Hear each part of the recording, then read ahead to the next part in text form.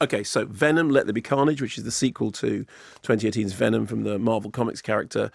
The second picture in Sony Spider-Man universe. Sony, I believe we established. whole thing off. So Tom Hardy returns as Eddie Rock, who is still the host of an alien symbiote with whom he is struggling to live. It's kind of, Jekyll and Hyde thing going on.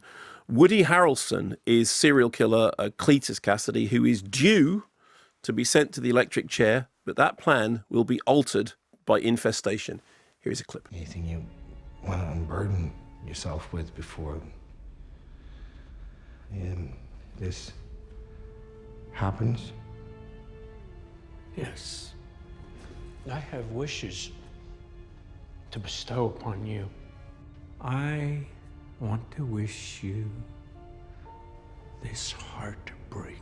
Uh-oh. Too late. I wish for you to see out your days alone as you always have been. Watch it, pal. Where are you going with this? You are a cancer to everyone who ever loved you, Eddie. Deceived your trusting fiancé, and no wonder Daddy could never look at you again after you killed his wife, your mother, just by being born.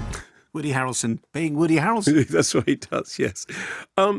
So the first film I thought was a bit of a slog and it never really worked for me. This is much more fun. The script is by Kelly Marcel, who gets a writing credit on the first film, from a story by Kelly Marcel and Tom Hardy, although drawing... This is from research that I would know this because I don't know this, from the comic strip Maximum Carnage and the Venom saga from the Spider-Man animated series. So, firstly, this is much funnier than many of the alleged comedies I've seen in the last few years. It passed the 6 laughs test. It was, many easily. The best way of thinking about it is it's kind of like, you remember the Steve Martin, Lily Tomlin movie, All of Me?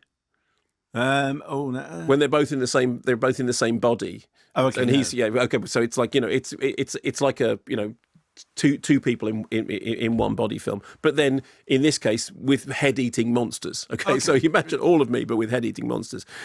Secondly, if you're going, and it is very fun. The script has got lots of very, very good gags in it, in which he's arguing with Venom, and Venom is part of him, and sometimes the argument is internal, and then Venom comes out, and the argument becomes external, and Venom just wants to eat everybody's head, and then they break up. There's a bit where they kind of break up. Second thing is, if you're going to do a film which involves a lot of special effects and a lot of performance and a lot of motion capture performance, okay, and what you want is for the audience not to be looking for the join between the thing, who are you going to get? Get Andy Serkis, right? Because if there is anybody that understands performance capture, it is Andy Serkis. He's the man. So 5 minutes in, I'm not thinking about special effects at all. I'm not thinking about, how are they doing it. I'm just thinking, okay, this is fine. This is film with monsters and spectres that come out and the thing, and then he's got 2 people living in it, well, 1 person and then 1 alien, Xeno thingy bob. And it's all going on, and I'm not worrying about the special effects at all. Thirdly, it's 90-something minutes long. It's like do the thing, loads and loads of stuff happens, and, perfect length. Here's the really odd thing. I saw this film this morning, okay? Mm-hmm. And because I couldn't go to the press show, which was on Wednesday night, but I went to the first performance this morning. In order to see the first performance, I went to the 4DX screening. I have never been to a 4DX screening before, okay? That's big. It's big. Loud. No, 4DX is movie chair. Oh, I see. Okay, so you sit in the chair, right? Okay, and the film starts, okay, and then, something happens, like a car rumbles around, and your chair goes... Okay. And then... So that wasn't the underground? No, it was the thing, right? Yeah, it was actually the thing. And then not like the underground you used to get in Radio 1, when every time was it the Central line went Something past, like it would sound like Sting's bass was feeding back. And then there's a bit outside with it's cold and mist, so these wafts of cold air come on, and then mist comes up from the front of the screen. And then there's a bit when something happens that's a bit splashy, and you get a bunch of water in the face. And then there's the fighty, actiony stuff, and the chair's going like this. Now, I have been to one of these before in a theme park, in the Universal theme park. Quite trying.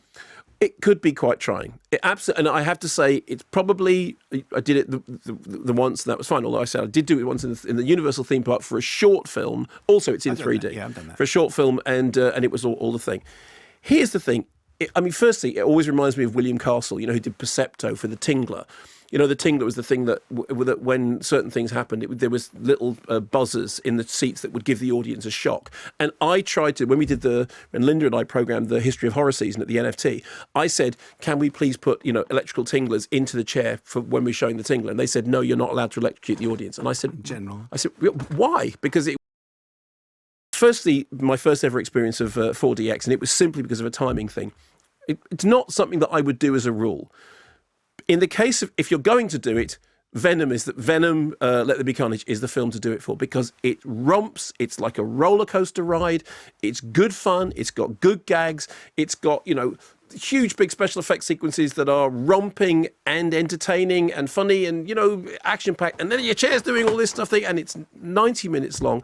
And I had really gone in thinking, oh, heavens, I've got to watch Venom, which I didn't like the first one, and I've got to watch it in shaky Percepto, shaky chair, blowy, splashy, all that stuff. I had a riot, actually. I enjoyed it, and I came in. I mean, producer Simon Poole will tell you this is true. I came straight here afterwards. Was your hair all kind of wet and your face still kind of just dripping with whatever it was? Monster slime. Monster slime. Yeah. What would that be? That's terrible. Yeah, it is horrible. But no, it's good fun, and the movie is.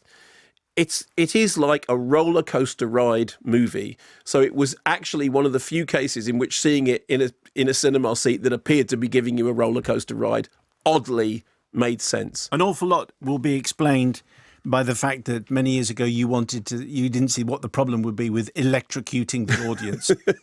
What is wrong with that? I know, but the BFI said I couldn't do it. They were very strict about it. Finally, couldn't do it. They were very strict about it.